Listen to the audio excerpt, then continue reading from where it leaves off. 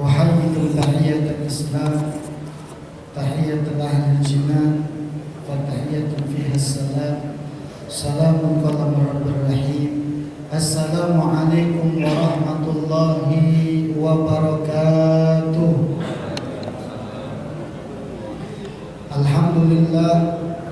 Alhamdulillah Rabbil Alamin wa bihi nasta'in ala umur dunya wa din. Wassalatu wassalamu ala sayyidin nabiyyin sayyidil mursalin sayyidina wa maulana Muhammad bin Abdullah sallallahu alaihi wasallam wa ala alihi wa sahbihi ajma'in wa man tabi'ahum bi ihsanin ila yaumiddin. Allahumma salli wa sallim ala sayyidina Muhammadin miftah bab rahmatillah adada ma fi ilmillah salatan wa salaman daimaini bidawami mulkillah wa ala alihi wa sahbihi wa mawalah wa la hawla wa la quwwata illa billah. Nawaitu at-ta'alluma wa ta'lima wal ifadata wal istifadata wal hatta ala tamassuki bi kitabillah wa sunnati rasulillah wa du'a ila al-huda wa dalalata ala al-khair. Nawaitu al-i'tikaf fi hadzal masjid ma dumtu fihi lillahi ta'ala. Ma'asyiral hadirin mustami'in rahimani wa rahimakumullah. Alhamdulillah, bersyukur kita kehadirat Allah Subhanahu wa taala atas segala limpahan rahmat, nikmat, berkat yang banyak Allah bagi kepada kita semua, sehingga kita dapat menjalankan ibadah puasa. Beruntung Allah gerakkan kita, Allah gerakkan hati, berikan keimanan, kita dapat berpuasa di bulan Ramadan. Banyak beberapa orang yang sudah masuk bulan Ramadan tapi tak tergerak hatinya untuk berpuasa. Banyak orang yang mendengarkan azan tak sedikit pun, bahkan rumah mereka di sebelah masjid, tapi hati mereka tak tergerak untuk sholat ataupun pergi ke masjid.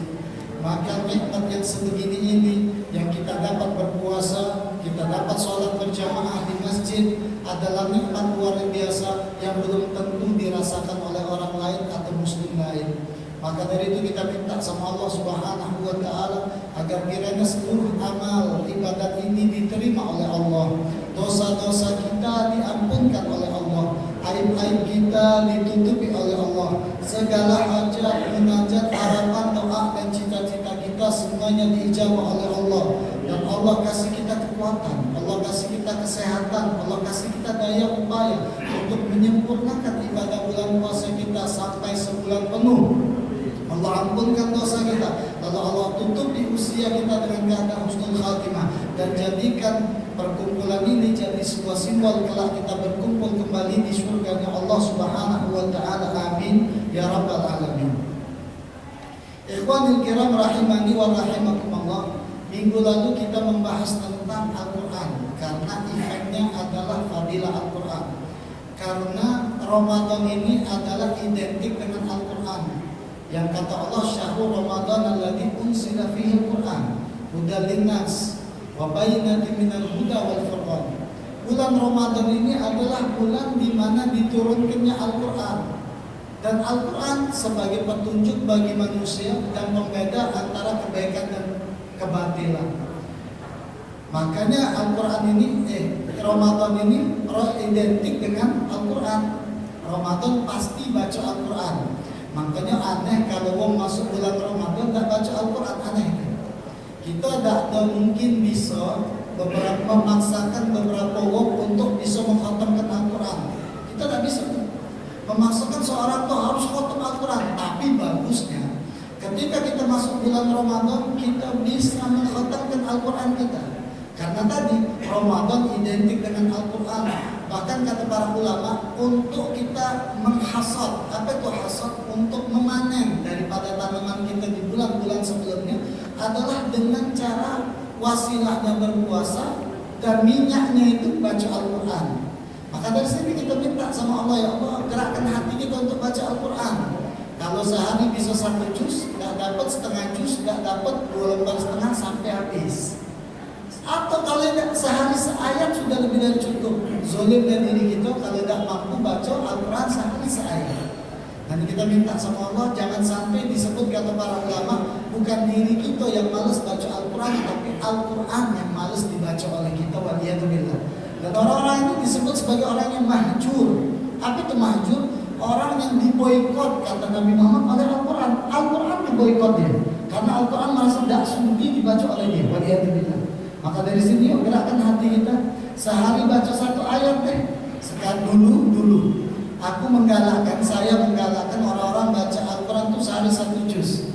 Sekarang kayaknya repot sehari satu juz. Saya menggalakkan seorang baca sehari satu ayat. Sehari satu ayat. Jangan sampai tidak baca Al-Qurannya. Kita muhasabah, tanya sama diri kita. Adakah kita baca Al-Quran tiap hari?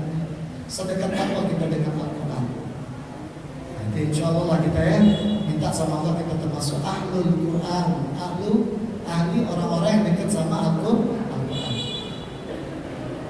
Lalu Ramadan ini juga identik dengan beberapa amalan. Salah satu amalan yang hari ini saya mau bahas adalah amalan bersedekah. Karena Nabi Muhammad SAW, adapun Nabi Muhammad SAW ajwatun nas, yang paling dermawan Nabi Muhammad. Padahal tak kata apa-apa tapi disebut dermawan. Dermawan itu bukan pas dia ada di bagi kita. Dermawan itu disebut dia tak kata tapi masih macam bagi sama orang. Ini mau dermawan. Kalau ada orang kaya berbagi, biasa dia punya. Tapi yang lebih hebat dia tak punya tapi masih bisa berbagi sama orang. Ini disebut dermawan. Kita ada duit bisa bagi sama orang, biasa dia punya duit coy. Dia berbagi ya biasa. Tapi yang hebat luar biasa, yang tak kata apa-apa masih bisa berbagi sama orang lain. Nah ini luar biasa. Ini yang kata ulama definisi dermawan sesungguhnya ini. Nah kita ceritalah, nak keadaan ada, dan ada tetap berbagi walaupun sedikit. Bahkan kata Nabi Muhammad SAW dianjurkan, Nabi Muhammad itu orang yang paling dermawan itu, paling dermawan. Saking dermawannya Nabi Muhammad pernah satu kali dikasih kain dari wanita Yaman. Dermawannya Nabi Muhammad dikasih kain Nabi Muhammad SAW oleh wanita Yaman, dikasih kain dipakai oleh Nabi Muhammad. Saking dermawan Nabi Muhammad, ada orang datang, ya Rasulullah, alangkah indahnya kain yang engkau pakai ya Rasulullah. Tak kalah kain yang dipakai oleh Rasulullah ini menyenangkan orang lain. Lalu Rasulullah panggil ke rumahnya, dilepas kain tersebut, baju tersebut dikasihkan sama itu, diganti oleh Muhammad dengan baju yang biasa. Ada orang-orang ini nyebut ke Nabi Muhammad, kita belum bisa melok Nabi Muhammad. Kita ada HP baru, oh Ustaz HP kan. Langsung kita tunjuk ke dia, oh udah ganti, belum mainnya kawan, belum caranya kawan. Sedang kita dipuji bagus, belum tentu langsung bisa kita tunjuk. Ini makanya Nabi Muhammad ajwadin nas, yang paling dermawan. Hebat Nabi Muhammad SAW. Dan Nabi Muhammad bertambah dermawannya ketika sudah masuk bulan Ramadan. Nah kita di bulan Ramadan ini identik selain baca Al-Quran juga dengan sedekah. Maka jangan lewatkan tuh sedekah di bulan Ramadan. Hatta kata Nabi Muhammad SAW, bersedekahlah di bulan Ramadan meskipun dengan sebutir kurma. Sebutir kurma dimakan oleh orang yang puasa, pahalanya wong puasa dapat sama kita juga. Jadi kita bersedekah waktu bulan Ramadan ini sebutir kurma kita kasih sama orang. Dia buka dengan sebutir kurma yang kita makan, pahala puasanya itu kita dapatkan juga tanpa mengurangi pahala bulan puasa itu. Subhanallah. Nah ini jangan sampai kita lepas daripada sedekah di bulan Ramadan sedikit apapun. Makanya kita senangnya kalau ada umum yang berbagi di bulan Ramadan, salah satunya apa? Berbagi takjil, berbagi apa lagi? Berbuka puasa. Atau yang menunjuk buka puasa, barang siapa yang menunjuk buka puasa, orang tersebut kata Mama, maka pahala puasa itu diberikan kepada orang yang menunjuk buka itu. Subhanallah. Ustaz, pertanyaan lucunya, tapi Ustaz dia ini tidak puasa, tapi menunjuk buka puasa Ustaz, dapat pahala. Kata para ulama ditahan pahala puasa ini sampai dia puasa, sampai dia mengkodok puasanya. Hebat ini, tidak puasa tapi menunjuk makan orang yang puasa. Ini kata para ulama pahalanya ditahan sampai dia puasa atau mengkodok puasanya. Kita berbagi yang di bulan Ramadan ini sama siapa berbagi ini ada disebutkan kata Nabi Muhammad SAW, laisal miskin alladzi tarudduhu at-tamrah wa tamratan wa lukmah wa lukmatan. Nabi Muhammad ngomong belum baca disebut wong yang miskin kalau dia masih minta-minta dengan sebutir kurma ataupun dengan sesuap nasi. Ini belum disebut miskin kata Rasulullah. Kenapa? Pendapatannya dari situ. Antum ada sebuah artikel nyatakan wong miskin ini dia minta-minta di lampu merah. Pendapatan dia sekali lampu merah kadang-kadang di kebanyakannya paling standar 35.000. Berapa detik lampu merah? 120 detik EKE 2 menit 35.000. Bayangkan berapa kali lampu merah itu sehari semalam? Berapa kali? Bayangkan untuk 2 menit dia dapatkan 35.000. Makanya berarti dia bukan miskin atau job street, ya, pekerjaan jalan, ya. Dia dapat dari jalan yang 35.000, Pak. Makanya orang yang minta-minta itu kita tidak bisa definisikan dia orang miskin. Apalagi Ramadan, kadang-kadang nengok mau kita lagi berjalan, ada orang sodako nih Pak, dan sayang-sayang untuk 100.000 sama yang minta-minta untuk 100.000. Yang pegawai sebelah di tukang sehari semalam 100.000 Pak. Kadang maaf dia kuli cuma dapat 75.000 atau 50.000 di pasar. Yang minta-minta 120 detik alias 2 menit 35.000. Bayangkan ada berapa kali lampu merah di sini. Ini lampu merah ruas jalan Singko. Cak mana kalau ruas jalannya 4. Dari lampu merah sini, lampu merah sini. Kalah gaji PNS jangan Pak ya. Berarti wong kaya Pak. Benar. Makanya kata Nabi Muhammad, bukan miskin yang minta-minta itu, bukan miskin. Innamal miskin, sedangkan wong miskin itu Allah dia ta'afaf, dia dah punya tapi tidak minta. Dia dah punya tapi dia tidak minta. Ya ta'afaf, maksudnya jago diri dia, aku malu minta. Malu nak minta-minta di jalan. Tapi dia tak punya. Maka apa yang ada? Ini kan miskin. Dan jadi PR kita sekarang ini untuk berbagi sedekah. Jika tetangga kita yang miskin tak pernah minta, dia harga diri, tapi kita jual ini yang paling afdal untuk hidup sedekah. Ini penting ya. Kita jarang mendengar pembahasan yang seperti ini, jarang. Apa kata Rasulullah? Laisal miskin alladhi yatuf 'alan nas. Bukanlah disebut orang miskin alladhi yatuf, yang dia berkeliaran 'alan nas, mencari manusia. Taratuhu al-lukmah, al-lukmatan, mereka meminta sesuap atau 2 suap. Wa tamrah wa tamratan, 1 biji kurma atau 2 biji kurma. Walakin miskin, akan tetapi orang miskin itu alladzi la yajid wa la yughni, tidak ada sesuatu hal yang bisa mencukupinya, wala yuftan fihi, dan tak minta-minta, fayutasaddaq alih, maka dikasih sedekah kepadanya, wala yakum fayas'alin nas, dan dia tidak minta-minta kepada orang lain. Ini disebut miskin. Definisi miskin. Yang minta-minta itu bagaimana ya? Dia tidak berdosa, tidak Ustaz minta-minta, tidak berdosa. Mau minta-minta, ya tidak berdosa, minta, terserah kau nak menjual apa enggak, namanya dia minta. Berdosa tak minta, ini tak lapar, minta apa banyak, dia tak berdosa tak apa. Tapi kata Nabi Muhammad, al-yadul fil al-yaba, yadul ulya khairun min yadis sufur. Tangan yang di pojok lebih baik daripada tangan yang di bawah. Tapi aku tidak di bawah, aku ngambilnya ini, tangan yang di pojok juga. Ngambilnya kata ini. Jadi pojok juga maksudnya makna ini minta-minta.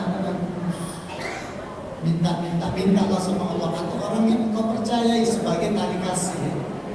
Minta kepada orang yang kau percayai sebagai tali kasih sayang. Minta sama orang tua, minta sama istri kita yang suka dan jadi masalah. Kalau minta sama orang tak kenal, itu namanya tak bagus. Tapi minta sama orang yang kenal, kasih sayang sama itu tak jadi masalah.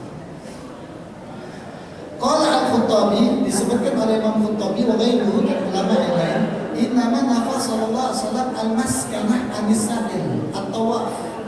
Sesungguhnya Nabi Muhammad itu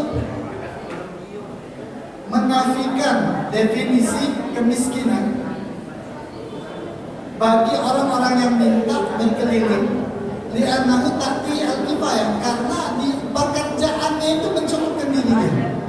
Ya kan, dia punya pekerjaan, minta-minta itu pekerjaan Pak, jam sekali itu Pak namanya. Waktu tadi az-zakah ziyadatan, bahkan sebab dia minta-minta uang kesian dia zakat. Fatazulu khasa'isuhu, maka hilang lagi disebut dia ni wong yang miskin. Wa yasqut ismul maskanah, maka jatuh nama definisi miskin bagi diri dia. Wa innama tajuzu al-haja wal maskanah fi man la yas'al wa la yuqtaf alaihi fa yuqtaf. Maka sesungguhnya hajat bagi wong yang miskin sebenarnya adalah dia tidak minta dan dia tidak keliling mencari sedekah, wala yuqtaf, dan tak ada yang menjual dia. Nah ini wong yang benar-benar miskin yang harus dijual. Nah cari itu. Kata Sayuti, disebutkan Imam Sayuti, siapa wong yang harus ditunjuk dalam sedekah dan zakat kita ya. Fi khumasihi, di dalam kitab Imam Sayuti namanya Khumas, anna thawab sedekah,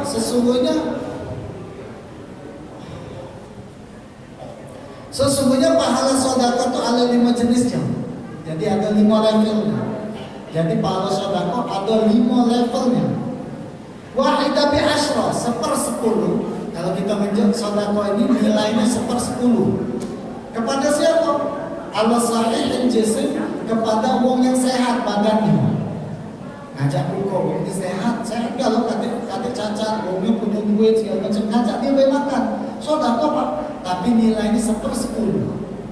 Misal dari 100 dapatlah 10% dia ini dari pahala sedekah. Karena apa? Yang dijual tidak terlalu butuh, tapi ada nilai kebaikan. Oh nggak butuh duit atau sehat jasmaninya segala macam. Wa wahidah bi tis'in, dan satu lagi adalah wahya alat akma wal mubtala. Wong yang dapat 90%. Oh 90% itu. Nilai pahalanya 90%. Wahya alal a'ma wal mubtala, kepada wong yang buta sama wong yang kena bala musibah. Nilainya 90% dari 100%. Agak naik ya Pak ya, tanpa levelnya. Kepada wong yang buta sama wong yang dapat bala musibah. Wa wahidah bintis ilmiah. Wah lain lagi levelnya, ada wong yang nilainya 900 pahalanya. Kata Imam Suyuti. Kepada siapa? Alladzi qaraba muhtaj, kepada keluarga dia yang kena musibah, wong yang perlu, yang butuh, keluarga dia. Berarti kita nih kalau menjadi sedekah dahulukan keluarga kita dulu, adik-beradik kita dulu. Kadang-kadang mencari yang jauh, adik-beradik kau satu janto ini, ayu kau di janto, anaknya 8, cak trompetnya lo belakang, prepet kecil nasi. Nah, melok jando ini siang, hidup anak 8 ekor. Wong keluarga caca tak tahu. Boleh, kalau ada keluarga jando kau caca tak tahu boleh. Maka nilainya 900. Wawahidah, dan satu lagi bimi'a alaf, 100.000 nilainya. Masya Allah. Diberikan kepada siapa? Abawen, kepada kedua orang tua. Masya Allah. Di sini disebutkan dalam penjelasan dari Imam Suyuti ini, nak dia sehat, nak dia sakit, wong tua adalah nomor 1 yang kita unjuk kebaikan dari diri kita. Kalau kita bergaji Pak, sisihkan untuk wong tua. Ustaz, bini dulu apa wong tua dulu? Bini kewajiban, wong tua penyempurna kewajiban itu. Kalau wong tua tinggal sama kita, berarti setara tuh bini sama wong tua kita. Tapi kalau dia sudah punya rumah dewe, wong tua kita oke, sisihkan sedikit hajat untuk anak bini kita, sisihkan sedikit untuk wong tua kita. Sedikit tak sedikit. Misal contoh kita punya duit 100.000 nih Pak, 90.000 kehidupan kita dan istri kita 10.000, jual wong tua kita. Nah, ini maknanya. Kenapa? Nilainya 1.000 nilai, 1.000 pahala. Wa wahidah bi tis'a Nah ini lebih hebat lagi. Tis'amiyah 900 alaf ribu, nilainya 900 ribu. Kepada siapa? Wa huwa ala alimin au faqihin, kepada orang yang alim yang perlu, ustadz yang perlu, ustadz yang punya ngajar yang memang amanah, wong alim yang perlu, yang berilmu. Ada yang sholat jangan diganggu, ada yang tidak boleh haram, tidak boleh maksudnya diganggu. Itu penting ya, kepada wong alim yang perlu, guru ngaji jangan diganggu. Ada orang yang sholat jangan diganggu, haram hukum mengganggu orang sholat. Tak boleh ganggu orang sholat. Main sama kawannya yang tak sholat, jangan diganggu orang sholat. Tis'amnya alaf, pahala nilai 900 ribu kepada orang-orang yang ngasih sedekah untuk alim, orang alim, orang ustadz yang ngajarkan agama, guru kita. Bahkan maaf, ini paling penting di Ramadan ini, kasih sedekah sama guru ngaji kita, Pak. Siapa guru ngaji kita? Kadang-kadang guru ngaji itu kesian, guru ngaji itu sarungnya berlebih, Pak, pecinya dari zaman akad dan ganti-ganti, Pak, kesian. Guru ngaji ngajarkan anak-anak yang masya Allah, anak-anak muda yang tadi tegur-tegur anak-anak muda, ngajarkan anak muda masih labil, anak muda biasa. Kapan ngajar ngaji budak-budak nih? Si kok ngejelayangan, ngajar ngaji ngejelayangan. Si koknya manjat ubah masjid, macam-macam. Kasihan kita guru ngaji. Ya lah Pak, sedekah sama guru-guru kita, Pak, guru agama, sama ustaz yang ngajarin kita, sama alim yang membutuhkan, yang bagus dalam hidupnya, mengajarkan anak-anak kita agama. Nah sampai sini ada tanya dulu, maaf agak capek saya. Dari subuh sampai sekarang ngajar puasa. Ada yang tanya dulu? Bapak-bapak, ada pertanyaan. Pertanyaan untuk istilah istidroj. Istidroj itu kan katanya kalau kita dapat rezeki atau kemudahan, tapi kita semakin menjauh, kira-kira itu ya. Tapi mana kalau rezekinya juga banyak, tapi sumbernya juga masih dipertanyakan, tapi tetap rajin ke masjid, galak sedekah. Nah, mana membedakannya? Sebenarnya termasuk istidroj atau tidak? Mana bedanya? Istidroj itu dia diberi kenikmatan tapi untuk kelalaian, Pak. Diberi nikmat tapi untuk lalai. Kenapa untuk lalai? Allah kasih dia nikmat biar dilenakan dia jauh daripada kebaikan, Pak. Itu namanya istidroj. Kau kayu, kau punya duit, mobil kau Alphard, rumah kau bertingkat. Mobilnya Alphard, rumah bertingkat, bininya 4, Pak. Mana hebat, Pak. Kayu nih, Pak. Wah, kayu nih, duitnya, kayu. Tapi tidak pernah datang ke masjid, tidak pernah sholat, dia bakhil, dia tidak bagus. Tidak.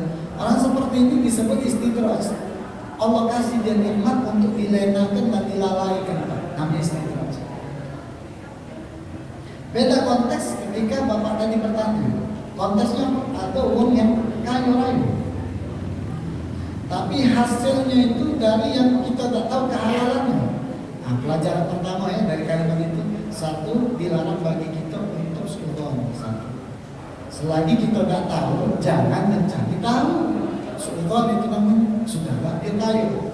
Bisnisnya tidak tahu apa dia, ya sudahlah. Oh mungkin mantar selot, tak boleh fitnah. Jadi kalau misalnya kalau kita tidak tahu dia kekayaan dari mana, baik jago hati kita, sudahlah, jangan suudzon. Satu, pelajaran pertama. Kedua, kalau memang kita tahu dia ini bandar selot, Pak, buka rebung ayam, rebung ayam, sabun. Maaflah puasa ini, Pak ya. Rebung itu ini bambu itu. Sabung ayam, buka sabung ayam, dia dibantah, dia jelas nih. Narkoba, retail, Pak, gangster, kayu raya duitnya. Boleh maling, hasil ilegal, segala macam, maling, mencuri, Pak, korupsi. Sedekah deh, kalau kita tahu, tak terima. Aku tahu duit itu dari sabung ayam. Dia menang judi lagi nih, slot dia menang 1M. Deposit 2 juta dapatnya, depo 2 juta, dapat 2M mamang itu. Juga gitu, aku dapat selonang, belana, aku sedekah, kalau itu maaf Pak limon, jelas, ya jelas, itu saya terima. Tapi cuman kalau dia sedekah Ustaz, kalau dia haram, dan wong nggak tahu nerimanya tidak ada masalah. Wong yang tidak tahu nerima duit dari hasil haram tidak apa-apa Pak, karena dia tidak tahu, tidak kakek tanggung jawabnya, karena aku ya Allah, kakek ditanya oleh ngaku kemana, aku tidak tahu kalau dia itu haram, kan tak tahu. Anda tahu kita Pak, kita gawean kita, mana tahu duit-duit dari mana? Bayar seperti itu, Allah alam misal, dan kita dilarang untuk mencari tahu Pak. Kenapa? Menjadikan diri kita sempit. Bagi hidup itu minimum ini repotnya jadi hidup kita. Nah, seperti itu. Tapi kalau tahu, nggak usah diterima. Kalau tahu udah jelas dari keluarga yang tahu. Hah? Ah, Caca tak tahu ya haram lah Pak, Caca tak tahu. Tetap haram Caca tahu. Caca lupa. Ah, Caca lupa, Caca tak tahu haram hukum. Apa jiwa ini? Nak ditolak sayang, nak ditolak sayang, dinde jangan. Nah, ditolak sayang, dinde tak baca.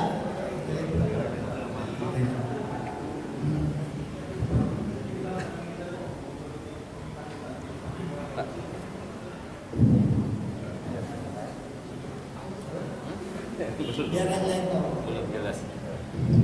Baik, terkait yang minta-minta di lampu merah tadi Ustaz. Jadi kalau kita kasih, apakah kita terlambat tidak atau malah kita berdosa atau gimana? Tidak berdosa Pak, tadi kan disebutkan 1/10 nih. Oh, ya, 1/10 ya. Ya, tetap Pak dapat kekayaan. Dia tidak berdosa, kita menjadi tidak berdosa. Tapi maafnya, mungkin Kementerian Hukum dan HAM bagiannya apa bukan nggak tahu. Ini masuk ke dinas sosial nggak sih Pak? Bagian mengecek itu. Maaf. Dalam perspektif psikologisnya kita kalau sering mencuri uang Pak, ajarkan dia untuk jiwa peminta. Benar nggak sih Pak?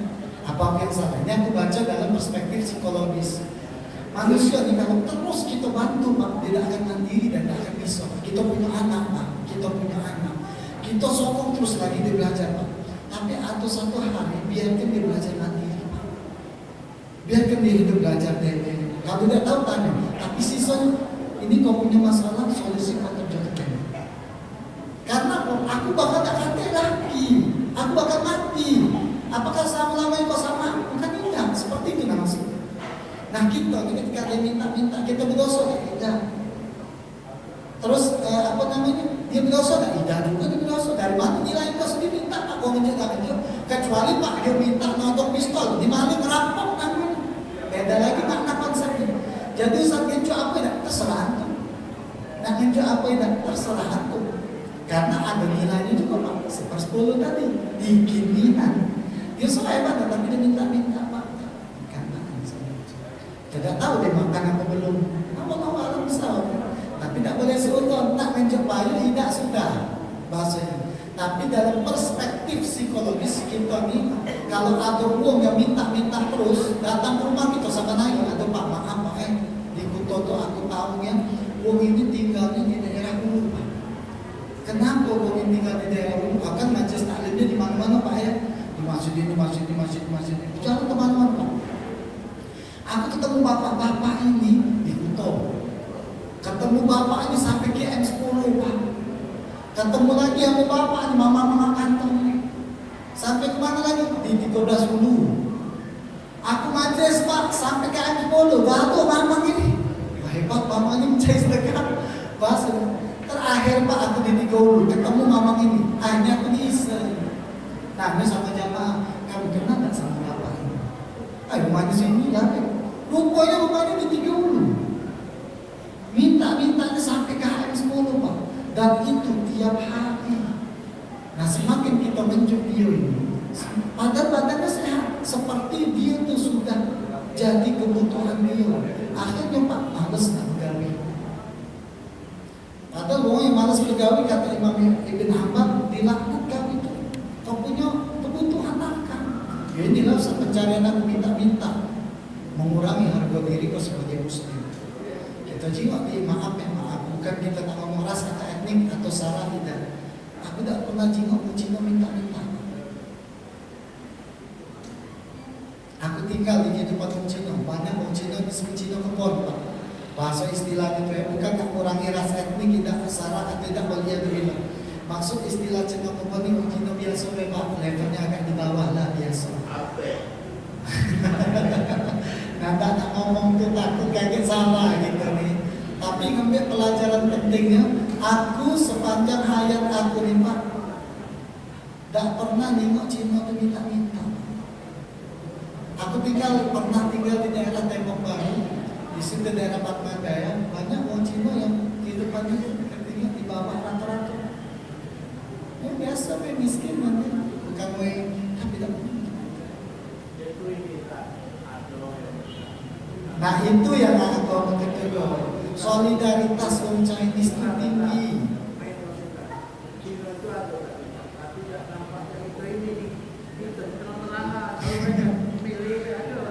Ya.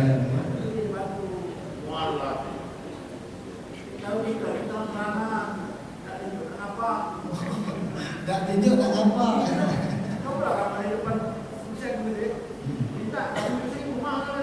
Ini sih bukan.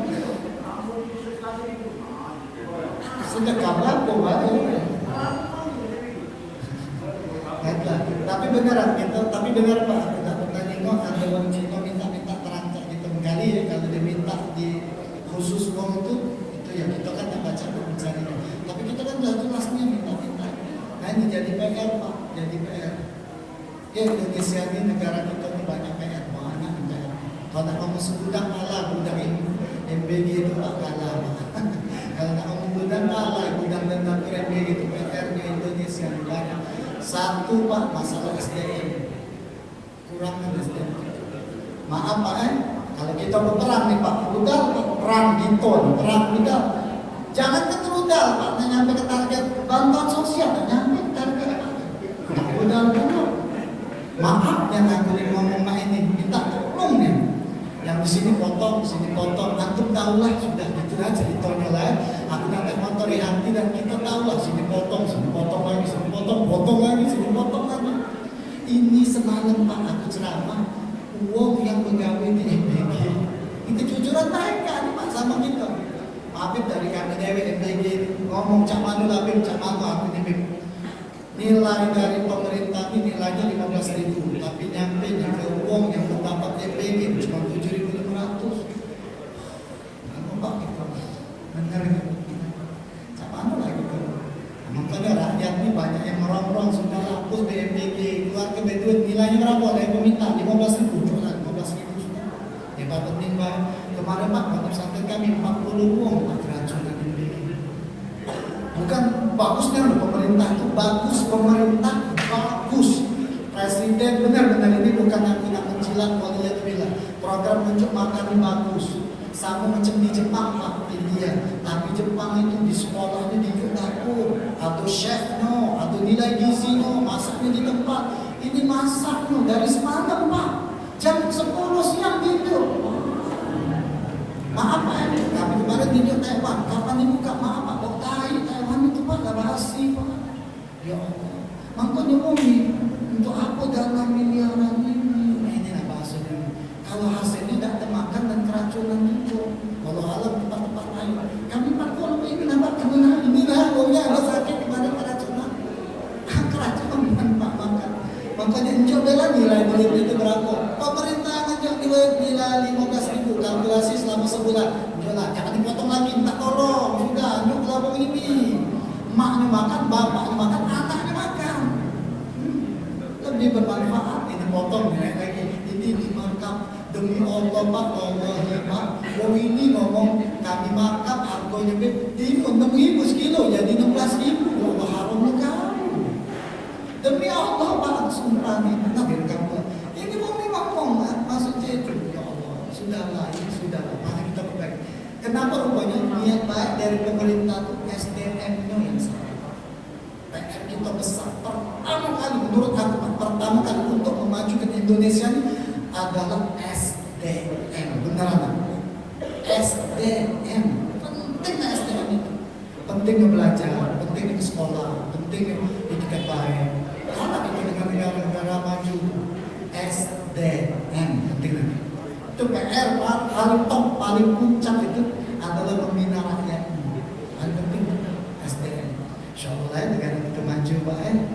Dan momen seperti ini insya Allah dijauhkanlah berupa hidayah, rahmat, dan minta sama Allah Subhanahu Wa Taala biar kita tambah maju tambah baik. Tidak nanti lagi yang minta insya Allah. Amin ya rabbal alamin. Akhir boleh pertanyaan. Ini Ustaz, menurut riwayat apa betul meminta-minta nanti hina di hari kiamat, mukanya rusak? Mohon dijelaskan. Dengan kerendahan ilmu saya tidak pernah dengar minta-minta itu hadis riwayat dia bakal jadi hina dan rusak ulama. Tak pernah dengar saya hadis. Nanti kita ini dalam minta-minta juga. Dah kata kita di sini ini nak pernah minta-minta, pasti ada minta. Kamu kawan ni cukup punya minta itu pak. Tapi makan pempek sudah cukup punya rumah kalau minta itu pak. Dia minta tak kata kita ni yang tak minta-minta ni kita ni. Kita ni jiwa peminta pak, peminta sama Allah, sama kalau dekat kita orang tua kita minta. Maksudnya yang menjadi pekerjaan. Iya, paham, maksudnya paham. Tapi tidak pernah sampai itu. Allah ada lagi tidak ada? Allah Alhamdulillah. Rasa capek kan boleh. InsyaAllah kita berdoa Fatihah ini sebagaimana Fatihah kita di majlis taklim biasa. Dengan niat yang kita bisa harap panjatkan, munajatkan kepada Hadrat Nabi Muhammad SAW. Bismillahirrahmanirrahim.